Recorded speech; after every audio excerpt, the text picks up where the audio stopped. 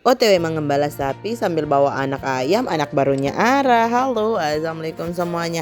Nah, ini kita lagi OTW mengembala sapi ya. Jadi perjalanannya itu seperti ini. Kalau misalnya ditanya sesibuk itu, tapi kok masih sempat ya pergi-pergi mengembala atau gimana-gimana.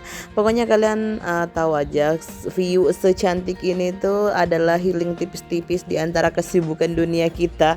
Dan ini ada si Dona Ara, kebayangkan dia pergi mengembala sapi sambil bawa anak ayam.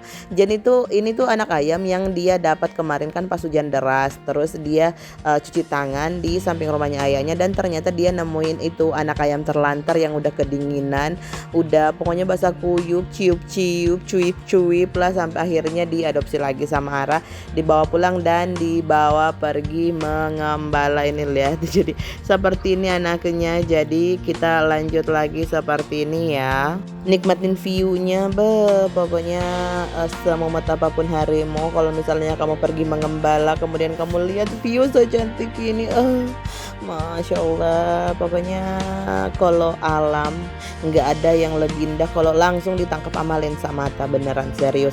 Dan karena kita melihat ini ada daun pare liar yang tumbuh dengan subur karena habis hujan, akhirnya kita petikan, lumayan buat sayur. Selain bergizi ini juga gratis.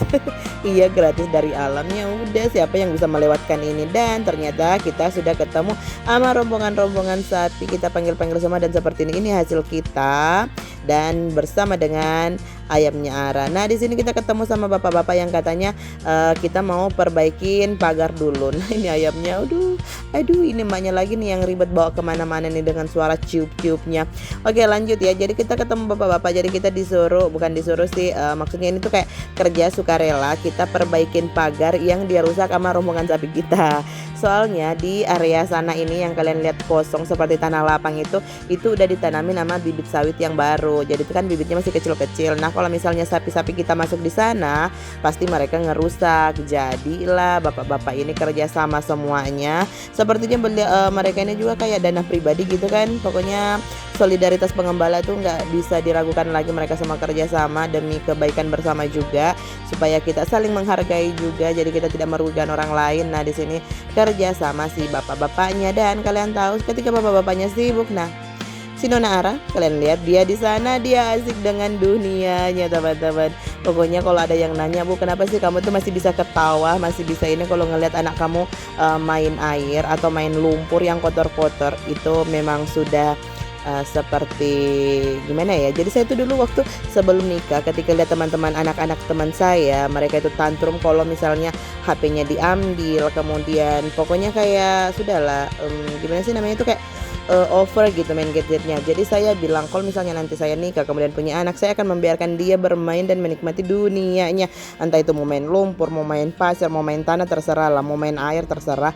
Yang penting dia nikmatin dunianya dan dia nggak fokus main HP atau dia nggak tinggal dalam rumah aja berhadapan dengan layar gadget. Ya udah, jadi pas ketika saya udah punya si Nona Manis ini, ya udah kita biarin aja dia nikmatin dunianya. Ngapain sih kita mau jahat-jahat, dia masih kecil loh. Ngapain kita larang ini larang itu, karena momen-momen seperti itu nggak akan dia ulang. Kalaupun misalnya nanti dia dewasa kemudian kembali mengulang hal-hal seperti ini, vibesnya udah beda. Jadi biarkan saja, kita tuh nggak usah pelit-pelit banget sama anak-anak ya, selama nih ya. Jadi parenting saya selama dia itu di under control, maksudnya tetap kita kontrol, tetap kita jaga. Jadi ya udah, dunia mainnya tetap milik dia sepenuhnya ya kan. Nah, lanjut. Jadi sebelum pulang, setelah kita selesai masang pagar, kita ngusir sapinya dulu. Jadi kita arahin mereka ke blok yang belum ditanamin. Jadi kayak masih lahan kosong gitu kan. Jadi mereka di sana tuh ngumpul-ngumpul semuanya. Jadi seperti ini kita arahkan mereka dan mereka udah masuk di area ini. Jadi di area ini aman.